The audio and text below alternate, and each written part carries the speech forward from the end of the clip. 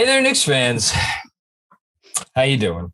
It's your boy, Jonathan Macri, with you for another episode of the Knicks Film School Podcast. Coming at you on a Monday after a long Thanksgiving weekend in which the Knicks started off not so good and finished off pretty darn good. We come to you obviously celebrating how the Knicks finished off the weekend with the Hawks win. We're going to talk a lot about that and all the ins and outs of that game. But we also come to you with a bit of a heavy heart because, as I introduced my wonderful co-host, Jeremy Cohen, I also do so with much thanks and praise and admiration for him for even showing up and recording this podcast today. And on that note, I will turn it over to you, Jeremy, and ask, how are you doing? Thanks, John. Been better. It's been tough. I lost my grandfather on Thanksgiving morning, and it just hasn't been the easiest few days, for sure. You know, I've been really blessed to spend as much time with him as I have. You know, he's going to be 97 in a few weeks and survived COVID, multiple cancer scares, nearly drowned, almost got into a plane crash. I mean, like he basically had 9 lives, and he was just a really special person who I cared about deeply, and he cared about me. And you know, he was so influential in terms of my education and learning. When I was in high school, he had me print out a list of SAT words, and he told me to memorize them. And for each word that I got correctly and their definitions, he would give me a quarter. And you know, I thought I was ripping him off, but I'm sure he'd say it was some of the easiest money he'd ever spend. So he was a wonderful man. I'm going to miss him a ton. And yeah. And we will do this episode in his honor. Because it will be I think by and large, a happy episode in which we are pretty positive. And, you know, he sounds like a guy who was absolutely a positive influence on pretty much everybody he was around. And I am thankful very much that he helped turn you into the fine young man that you have become. And specifically that he did that exercise with those SAT words, because your many wonderful qualities, the wisdom that you spout and the verbiage that you use to spout that wisdom is probably, I mean, it's up there amongst your many great qualities, I have to say. Thank you. I appreciate that. Perhaps only outdone by your prediction abilities. And thus far this season, you entered this week undefeated in predicting every one of the Knicks outcomes this week. We are, of course, going to start with the week in review, but I'm going a little backwards because that week in review includes the Knicks going 2-1, which means, yes, I finally got my first W on the board. I won the predictions this week, which I know you're happy about because it means that the Knicks won 2-1 instead of 1-2, which you unfortunately predicted, which means you lose. Just want to throw that out there. Yeah, you are such a smug little asshole, but I love it.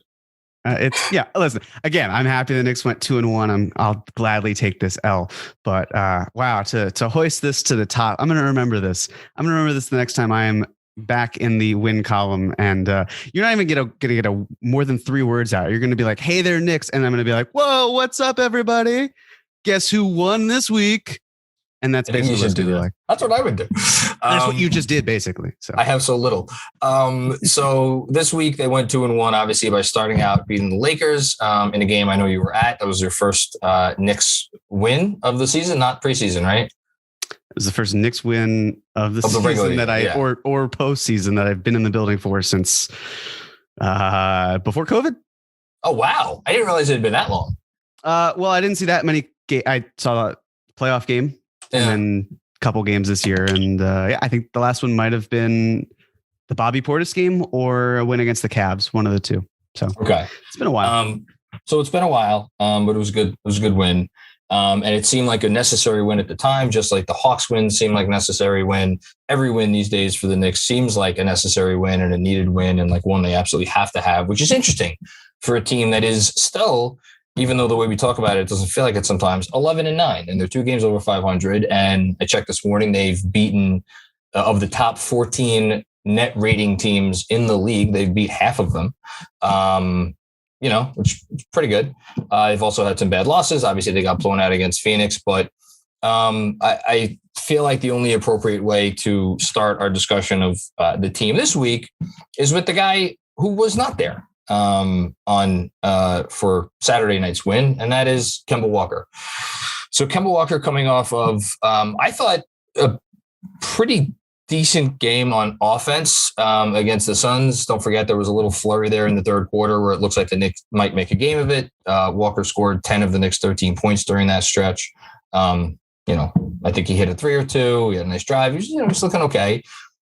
He sat out this one on the second half of a back-to-back for rest. And is it a coincidence that the Knicks put forth? It wasn't the lowest point total. I don't think they've given up this year. Well, maybe it was. Whatever. They held what had been the best offense in the league by a mile in their previous 7 games. Obviously, the Hawks were on a 7-game winning streak. They held them to 90 points. Obviously, there were some missed shots in there, but also there was some great defense played, none more so than by Emmanuel Quickley, who took a large part of Walker's minutes. It was just a different feel out there. So I will bring it back to you. What are your impressions from this game and from the week that we had? It's a great question because, the absence of Kemba Walker felt louder than him playing. And granted, the last time the Knicks didn't play Kemba Walker, they lost by, I think, 17 to the Cavs.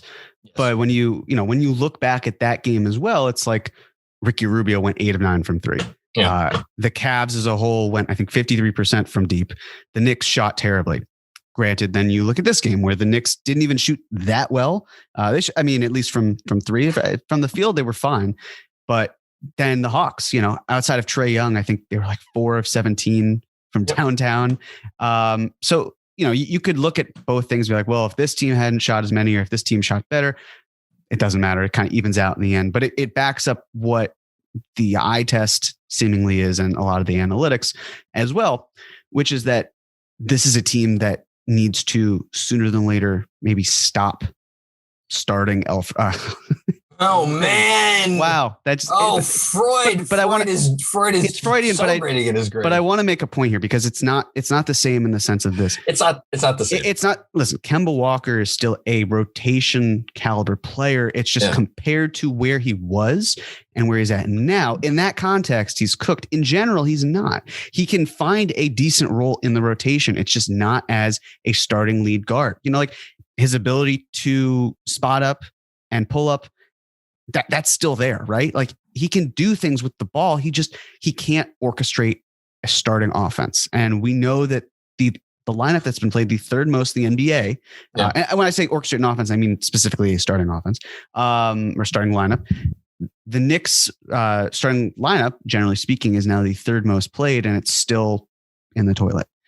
And I don't think we can say one game, makes all the difference, but I think it certainly tells a very fascinating story, and it shows that maybe either removing Kemba or at least giving him a different role, it's not the solution, but it certainly is a solution, and it maybe cleans some things up, because when you look at some of the numbers with Kemba on and other players on, it's not great. And then when you look at guys like Evan Fournier and Julius Randle, with each of them on and then Kemba Walker off, the numbers just flip all the way around. And it's the sort of thing where it's awkward because I don't see the Knicks just dealing Kemba Walker. I think there's certainly more empathy there. There has to be this. I understand it's a business, and I'm totally fine with the idea of considering trading him. But it's the sort of thing where how realistic is this going to be? Because of the fact that we saw the Austin Rivers situation, but it's different. It's not the same as Austin Rivers. I agree. So it's kind of like if you're making a deal, at what point do you say, hey, we made a big deal about this. You came home, you're respected, you're loved by your teammates. I just think there's there's more to be weighed in this context. But if it's at the detriment to how the team is playing, and at the end of the day, Leon Rose and the front office care more about wins, I would hope, than appeasing Kemba Walker, how you kind of work around that. Because it's not an easy solution, even though we might think it is. There's more to it than that, especially in the locker room. I completely agree. And I thought Seth Partnow, who Knicks fans have not been happy about at times in the past because of his ranking of a certain RJ Barrett, who, by the way, had a very nice game against Atlanta. Probably, I would say, his best overall game he's had in a while. Which isn't saying much, but yes. Which isn't saying much, but it was quality. It was a quality game, which we'll take it. Shout out to Andrew Claudio and his Prize Picks entry. Partnow's thread. It was basically like the Knicks brought in these pieces on offense to try to make Julius Randle's life easier. And not quite that the opposite has happened, but like it hasn't made his life easier. He's taking slightly more tough shots. He's hitting, contested threes and contested shots generally at like a slightly worse rate than last year. Not like much worse, but slightly worse. And that has made a big difference. And then it feels like, to me, it's impossible to talk about Kemba. Like, to me, the reason why I've kind of been, I guess, on an island at this point, I don't know who the hell else would be on. I don't even know if I'm on the island anymore. The reason why I've defended Kemba Walker throughout the course of this year is because I feel like there has been a segment of the fan base that it's like, it's Kemba's fault. If you get Kemba out of there, everything's going to be fine. And I think there is a certain logic to that. But I also feel like it's impossible to talk about Kemba Walker without talking about Julius Randle in conjunction, because it's the two of them that have not worked together. And honestly, aside from, like, here's the thing. We've seen Kemba have stretches where he's looked good, right? He had one against Phoenix. He had one against his old team, the Hornets. He's now led the team in scoring, I think, 4 times this year in 20 games, which doesn't sound like a lot, but like, I don't know, considering how many guys put the ball in the basket on this team, I feel like it's a decent number. Like, he could still do it, which is why I'm interested. You said like he's not a guy that's capable of running a starting offense. I wonder, actually, I don't know what the answer to this question is, but like, if you gave him a good team, right? A good, solid team full of guys who were comfortable in secondary roles, right? Like, here's an interesting one. If you put Obi Toppin as last year's starting power forward on last year's version of the Knicks, and you put this version of Kemba Walker in place of Elfrid Payton last year, and it was Walker, Barrett, Bullock, Obi, and Mitchell Robinson, Noel, whichever center. How many games does that team win? Are they a 500 team? I don't think it's 41. I don't think it's 41 either, because I don't think we believe that Kemba Walker, this version of Kemba Walker, is capable of being an All-NBA second team caliber player. Mm-hmm. But I also think we see enough spurts from Kemba where, on offense at least, I think he's shown the ability to be 85% of, like, maybe not All-NBA third team Kemba Walker, but like 85, 90% of like vague peak Kemba Walker, which is, again, as a very long-winded way of saying, to put this all on Kemba, I think is a little bit unfair. The synergy with Julius has not happened. There is no synergy. Whatever has happened is the opposite of synergy. But at the same, and just to drive that point home, we were talking about it before we started recording, as it were. The two of them together on the court have a negative 13.5 net rating via both NBA stats page and Cleaning the Glass. Amongst, I'll ask you a different trivia question now. Amongst 107 two-man pairings who have played at least 400 minutes together, where do you think that ranks? With Randle and Walker? Randle and Walker at negative 13.5. Again, amongst 107 two-man pairings who have played at least 400 minutes together as of the time we're recording this. I'm going to say something like 99th. A little bit lower. It's 104. And the three that are lower are lineups that belong to Detroit, Oklahoma City, and Houston. And joining them in the 1, 2, 3, 4, 5, 6, 7, 8, 9, joining them in the bottom 9 is another OKC lineup, another Houston lineup, or another combo, another OKC combo, and then 2 more New York Knicks combos. And those 2 New York Knicks combos are Kemba Walker and Evan Fournier, and Kemba Walker and RJ Barrett. So there is a common name, which again goes completely against the point that I am making. However, here's the other thing. As I know you know this because I think we've talked about it. Kemba Walker has played 17 possessions this year without Julius Randle. We don't have a sample size of what Kemba Walker looks like without Julius Randle on the floor. And what was interesting about the Hawks game is Randle getting his first chance to play without Kemba and perhaps to show, hey, I could still be the old Julius. What did Julius Randle do? He scored under 10 points, couldn't make a field goal, played good defense, made some really nice passes. But for only the second time in his Knicks career now, Julius Randle has scored in single digits for 2 games in a row. I don't know what to take from that other than one other stat I'll throw at you, and then I'd love to hear your thoughts. So Julius Randle, you mentioned, when he doesn't play with Walker, it's a lot better. Knicks are plus 8.7 per 100, according to Cleaning the Glass, with a really good defense and a slightly better than average offense. No Julius Randle, no Kemba Walker, again, via Cleaning the Glass, plus 19.7 in almost 500 possessions with a 119.5 offensive rating and a 99.8 defensive rating. They are a markedly better team on offense without Julius Randle in there this year. And again, those are against backups. I get it. And the defense is a little bit better as well. This is where we are. I don't know what conclusion to draw from all of this other than that, like, things are clearly not working in terms of the starting unit. And I don't know that there's where the easy pivot is, because to me, I don't know that it's as simple as moving Kemba Walker to the bench or just putting Kemba Walker in mothballs and sending him on his way. I think you at least have to start considering him at least to the bench before you take him out of the rotation completely. And the thing is with Tibbs, I mean, how many times were we calling for Tibbs to do something about the starting lineup last season? And he didn't. He was consistent about it. Yeah.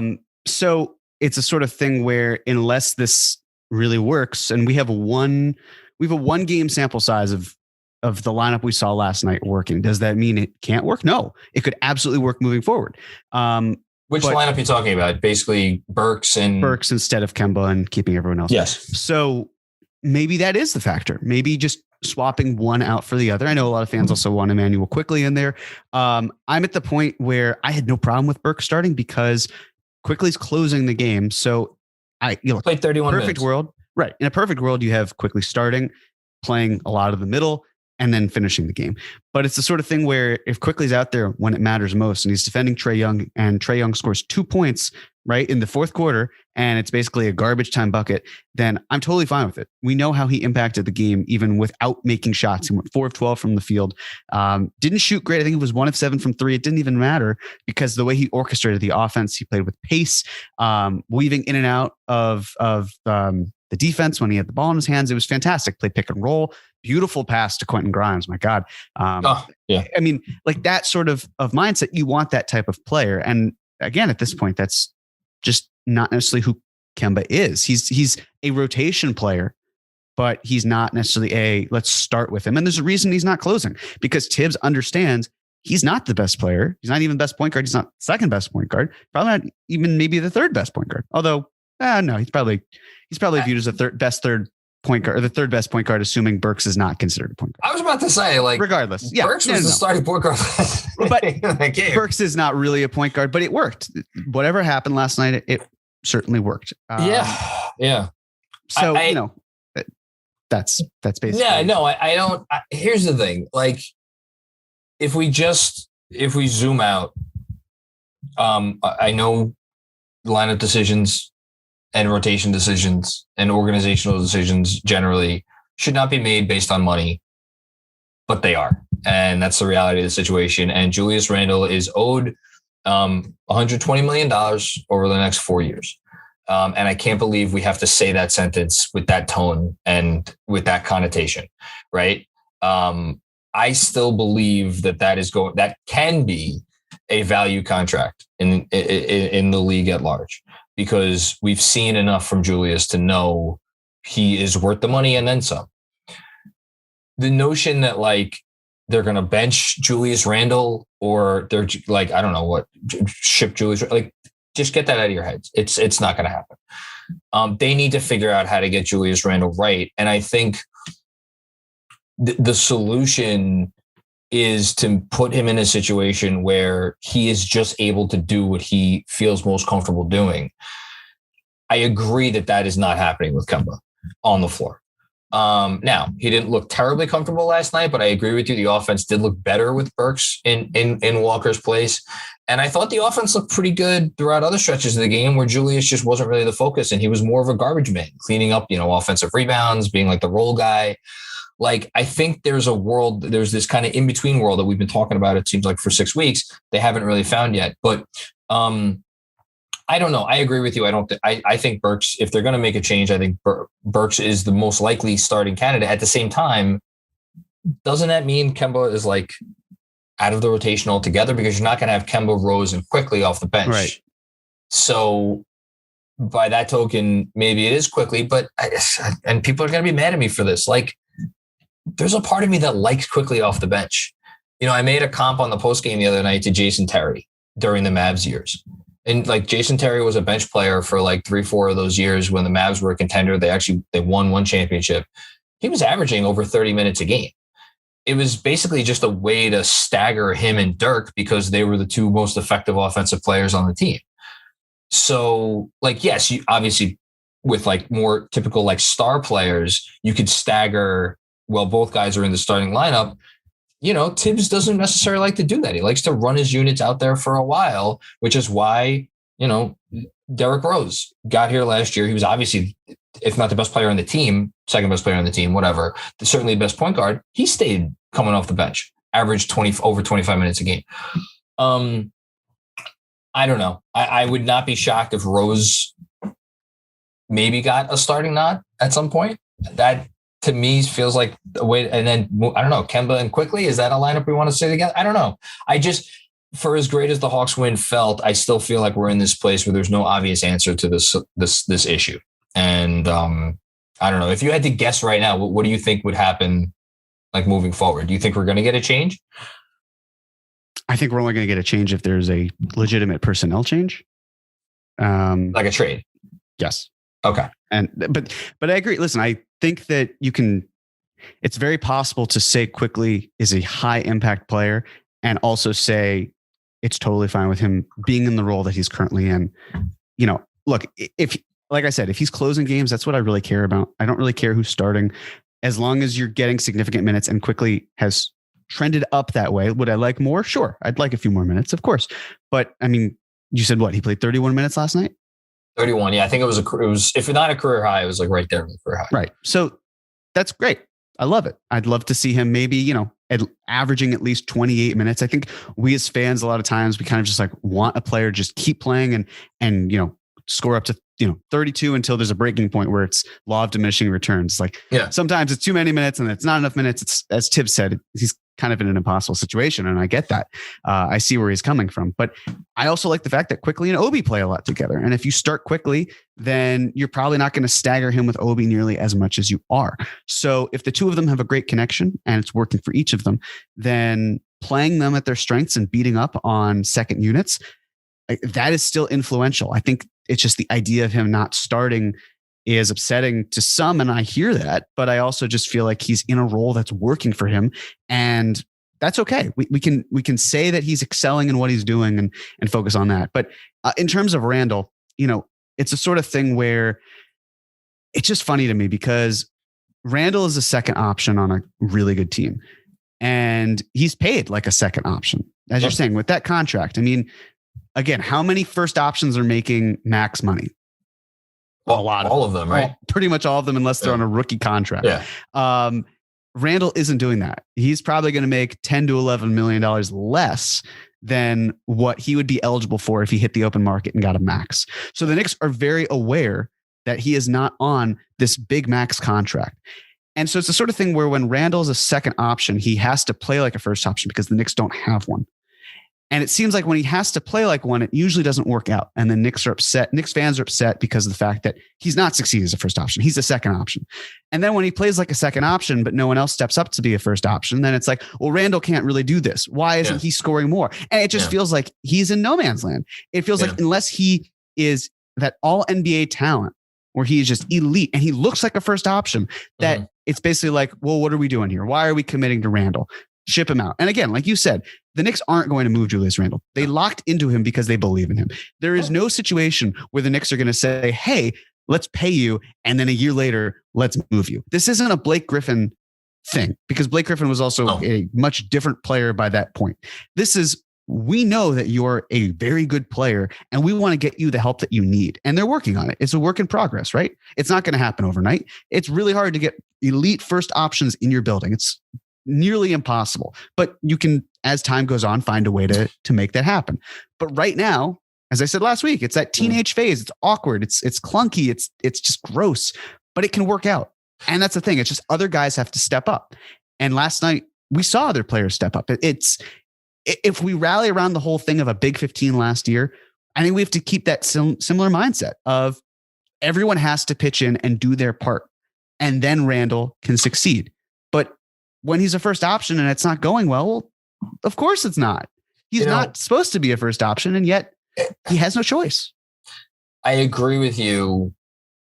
But it's funny. I just want to say, I can't help but say that when he checked in for the Lakers game at the end, people were groaning and I felt similarly. It was like the ball is sticking in your hands. Things don't flow as freely. It just feels like things stop. And so I completely understand with the style and with the level of play and how sometimes there's the lack of effort.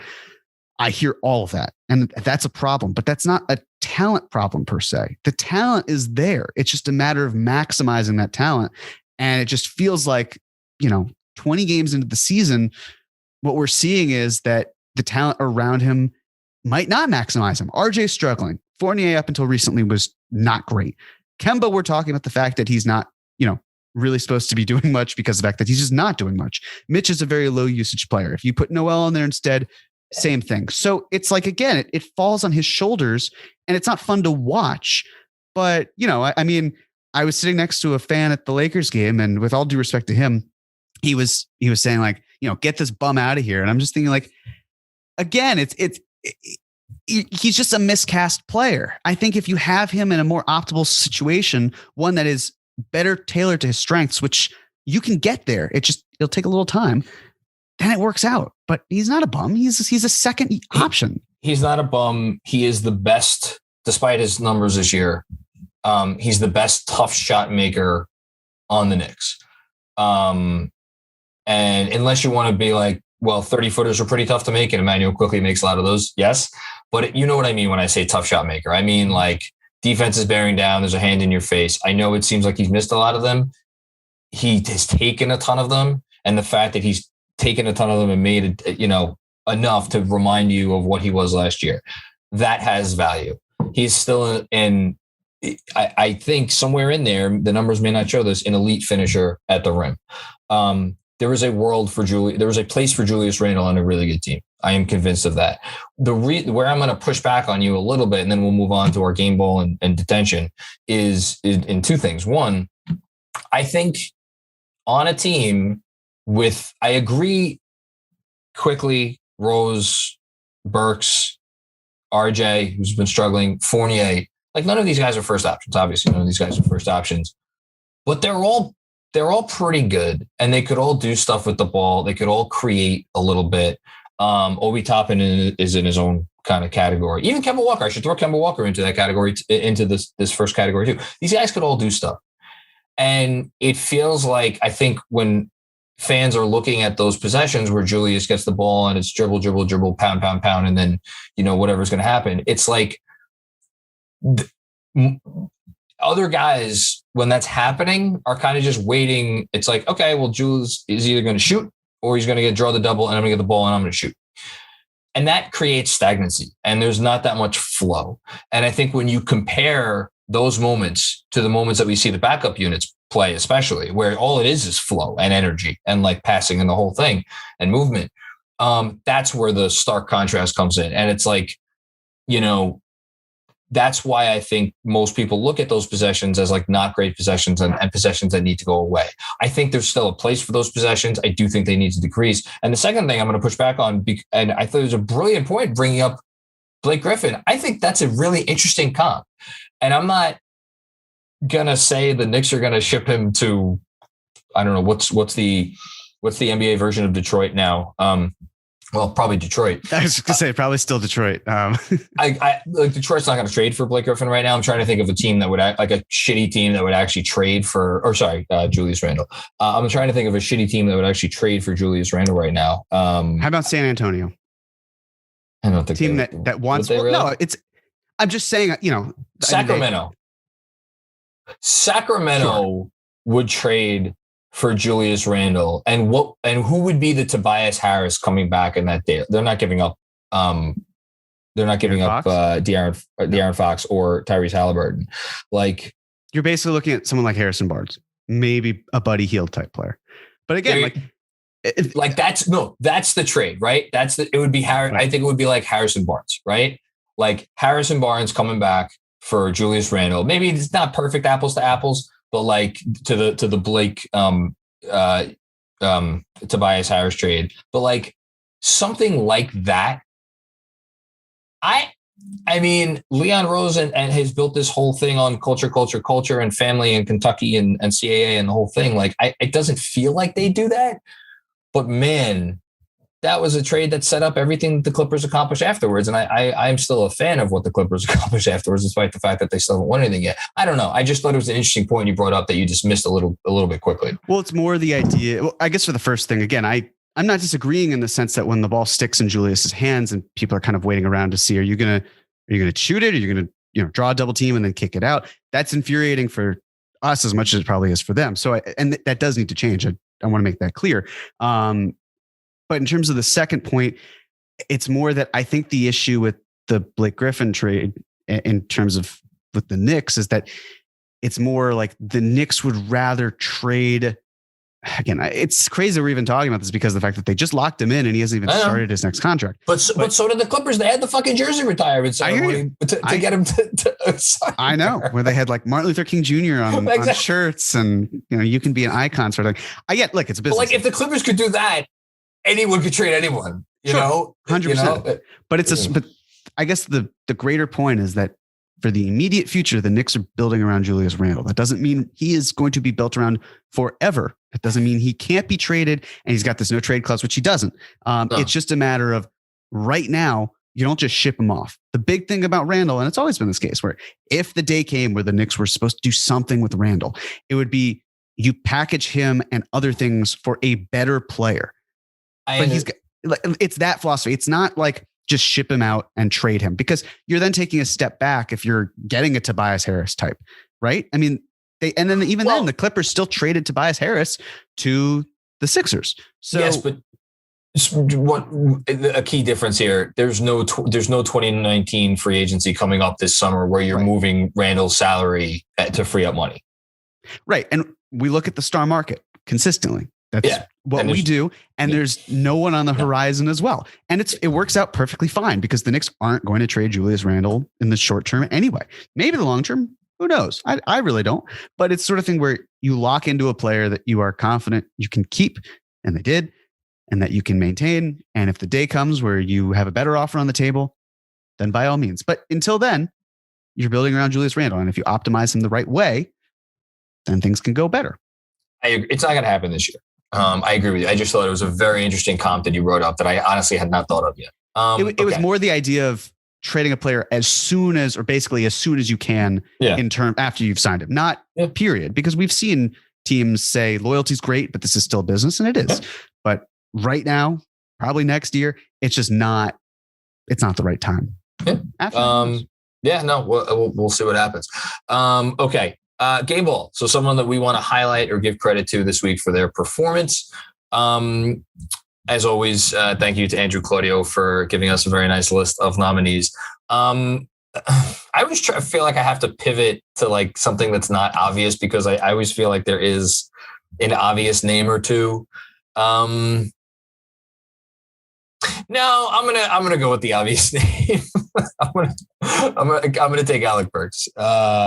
So I will leave you to choose from one of the more fun options. What can you say about Alec Burks? They don't win the Laker game without him. They don't win, obviously, the Hawks game without him.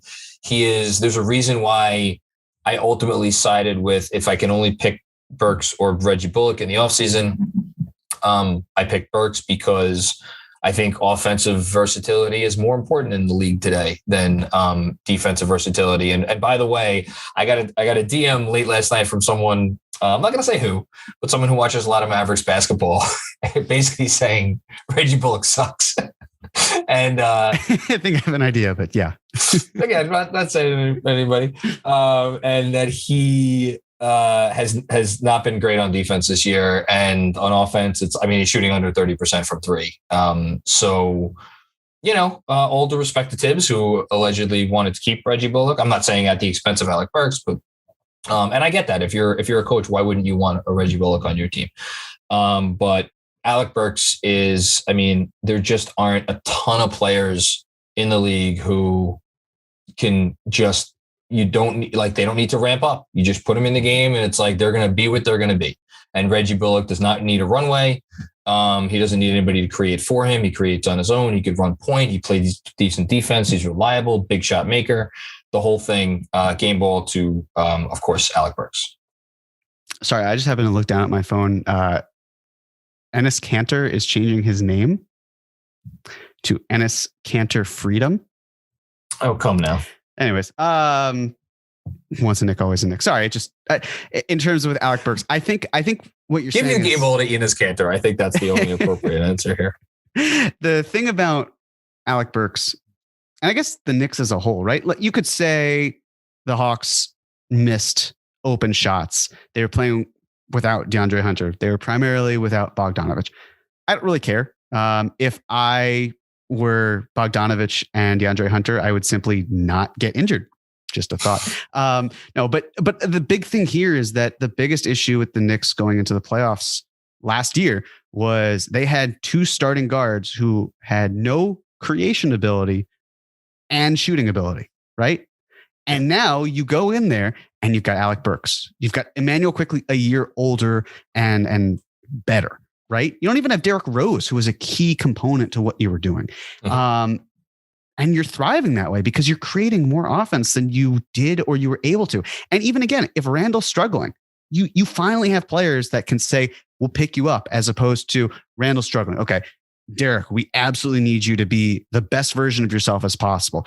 Reggie Bullock, we need you to create. Oh, you can't necessarily do that. And you're traveling in transition, and now that is the microcosm of everything that's going on, and why this series is going to be gone. All of these little things, and it's just nice to see other players like Alec Burks pick the Knicks up. And that I think is a key element that they missed, and why they were able to be successful last night, and hopefully why they can be successful moving forward. So I think Alec Burks is a great choice. Some of the other players on the list that Andrew has: Emmanuel Quickley, Obi Toppin. The young guys, they're both young guys, but the even younger guys of the 2021 draft class of shout out Jericho Sims and Quentin Grimes. And shout out Walt Perrin and Leon Rose for hiring Walt Perrin. Incredible stuff. And the development team. And then Andrew, of course, put himself because he took RJ Barrett under 14.5 points last night. Long live the reverse jinx. Yes, indeed. But I'm going to go with someone else with getting the game ball. I'm going to go with, I'm going to give the game ball to me because I believed in Evan Fournier, who I'm really giving the game ball to. I went on a limb, did a whole cap or no cap last week about why Evan Fournier, just give him time, what he brings to the table. And he delivered point blank. Again, I could pick any of these players and I think it'd be warranted, but at least with Fournier, look, 2 of the 3 games, which were wins, he did great. I know you had a stat about how when it's more than 15 points or it's more than points? He's basically the Knicks have not lost in his 7 highest scoring games of the season. It's 18 or more. Right. And that's not a coincidence. No. When he gets going, when he's, we saw him attacking the rim a little bit more, which is great. We saw him making cuts and playing better off ball. Did he hit some really impressive shots that maybe your average player wouldn't hit? Sure. But he can do he's that. An above average player. That's what he does. He can make tough shots. Yeah, exactly. So, I mean, the Knicks have 4 players in the top 25 for pull up 3 percentage of players who've taken at least 35 of them. Fournier is, I think, the second. He's second at the top, with Alec Burks being the first. So, it's first of the 4 Knicks. So it's the sort of thing where he just needs the ability to do more with the ball. And when he does, good things can happen. They won't happen all the time, but it's the sort of thing where he's able to impress when you give him the opportunity and when he takes the opportunity. And we're seeing that as well. So I'm going to give the game ball to him. It's a really good pick, and I haven't yet decided who is going to get my game balls for the weekend for Monday's newsletter. And I have a feeling that Fournier is probably going to get left out in the cold. And that's messed up because we take him hitting shots, I think, for granted. I think as a fan base, we've all taken him hitting shots, tough shots, big threes for granted this season. This dude has not been a terrible player. And if you think he's getting, paid so much money, he's making, here are the players who are making about as much as him this year: Miles Turner, Ricky Rubio, Karis LeVert, Jonathan Isaac, who's not even playing right now, Joe Harris, Spencer Dinwiddie, Steven Adams, Markelle Fultz, Aaron Gordon's pretty good, but he's also just got a nice extension. It's has he lived up to some of those names? No. But at the same time, I think he's done well enough that I don't think the Knicks should feel bad about what they gave him. Okay. Detention. Oh, goodness gracious.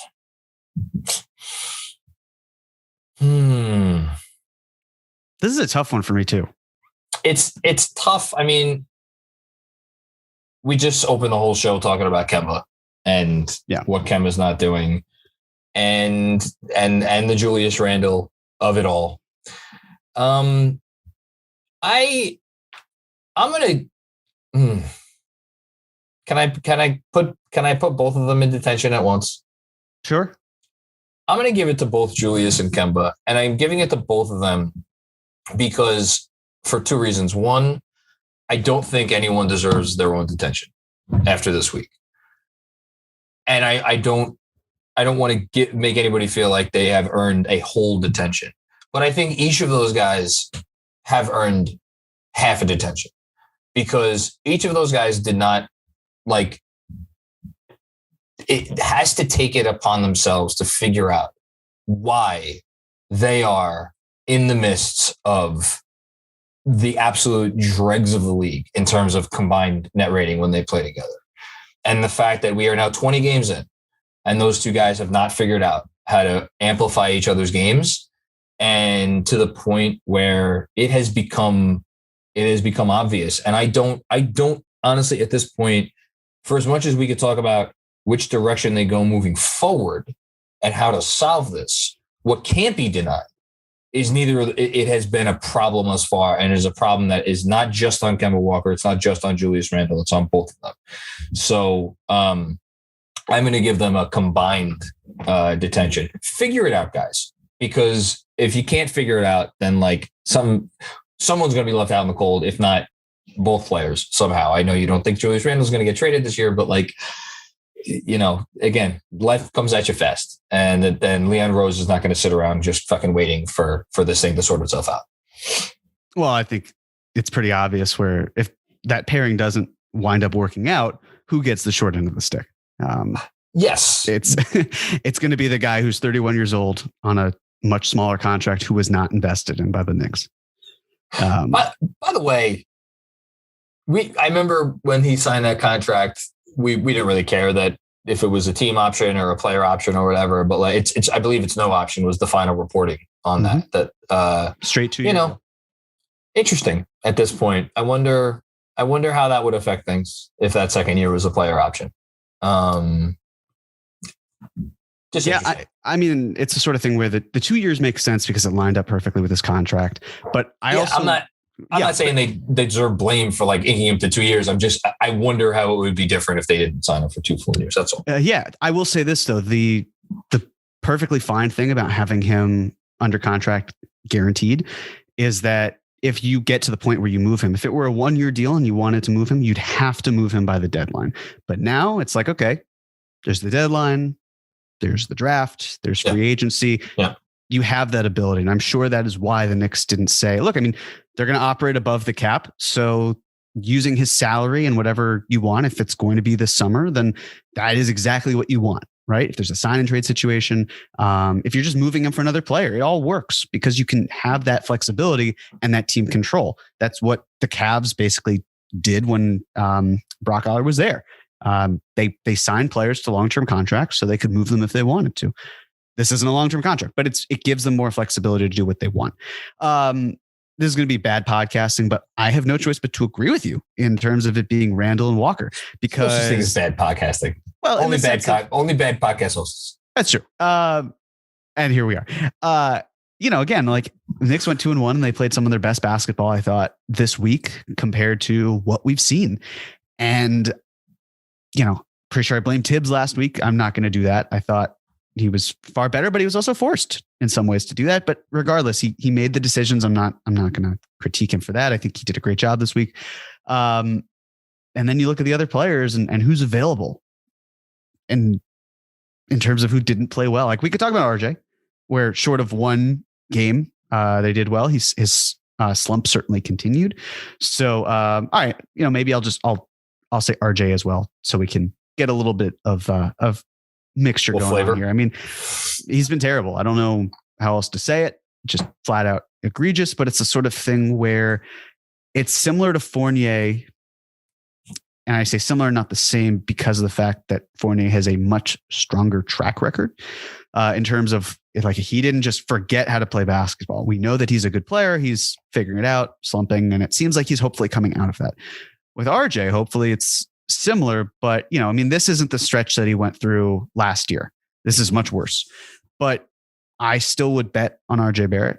I think, just saying that maybe this isn't the player, and we've seen shades of someone who can be really good. That's fine. I think that it's just, he's going through something. Hopefully he snaps out of it. It's a very bizarre step backwards, but, I don't want to say it happens because it doesn't always happen to players, but it's a sort of thing where he's just struggling, and you hope that, each game he figures it out a little bit, builds some more confidence, and snaps back to what he's doing. Was it on purpose, or I guess was it possible that Kemba Walker not being in the game helped RJ Barrett play better? Maybe. I don't really know. I'm not prepared to say that Kemba Walker is the reason why RJ Barrett is being held back. I think RJ is holding RJ back, but he did seemingly fine without Kemba. The world went on as planned. Hopefully RJ can continue with that, but it's something to keep an eye on, where if maybe it's just, he's not really fitting in, and he doesn't like the fact that he's being relegated to a spot up shooter in a lot of ways, but he's also missing easy bunnies and it hasn't just been the spot. It's not just Kemba. I think it's fair you throw RJ in there as well. Again, had a nice game against the Hawks, and also we should clarify or specify, other than a little blip midway through the season, RJ's defense has still largely been very good.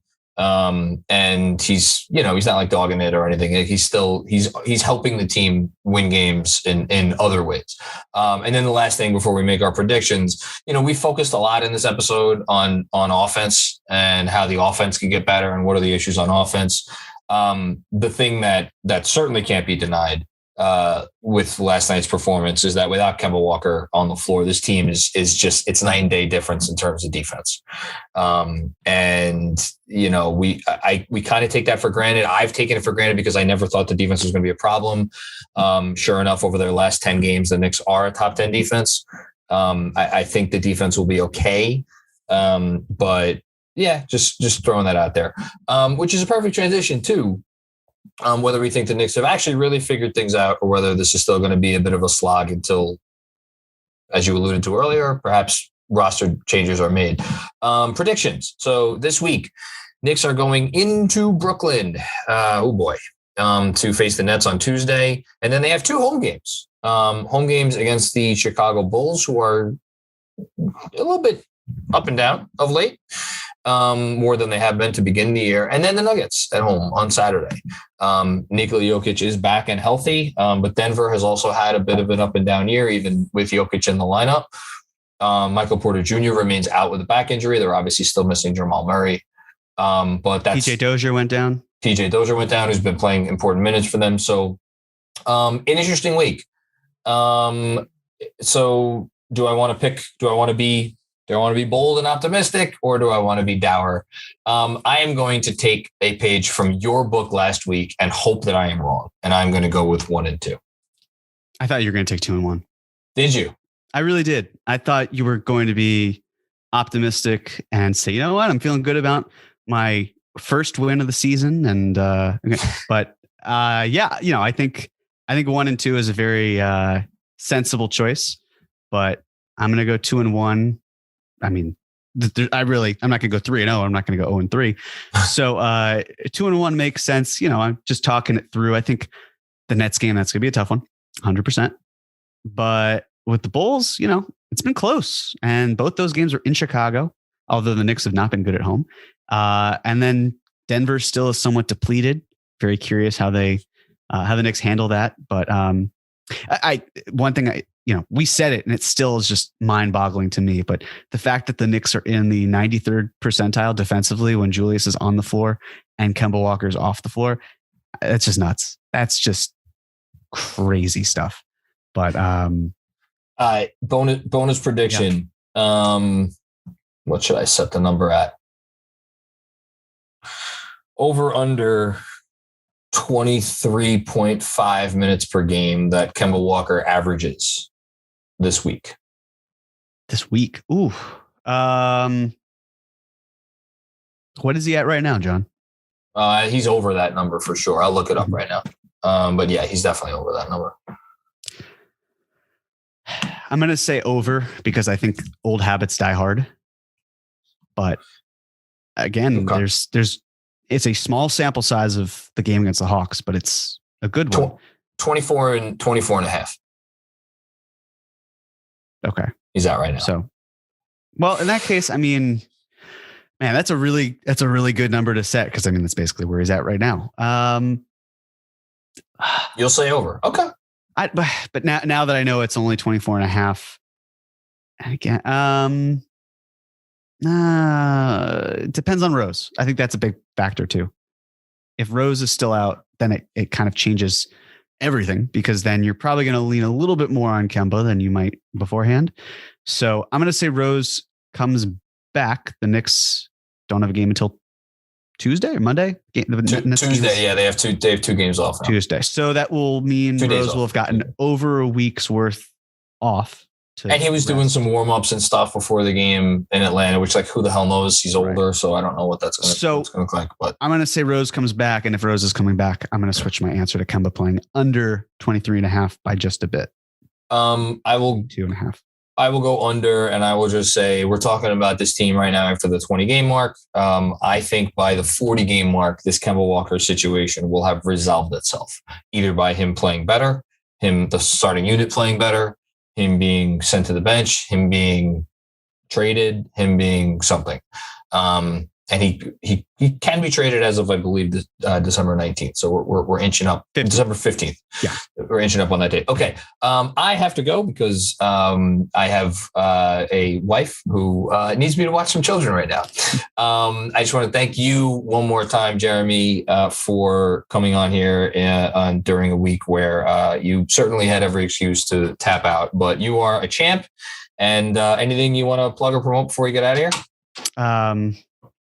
Just tell the people you love that you love them, because you just never know when the last time will be. So that's all I ask for those of you listening. Just give someone a hug, give them a call, whatever it is. So yeah. Amen to that. You're a wise man, Jeremy Cohen. Learned it from my grandfather. Your grandfather did well. All right. And everybody out there, thank you for listening to another episode of the Knicks Film School Podcast. We'll be back with you for more fun and games very soon. Take care.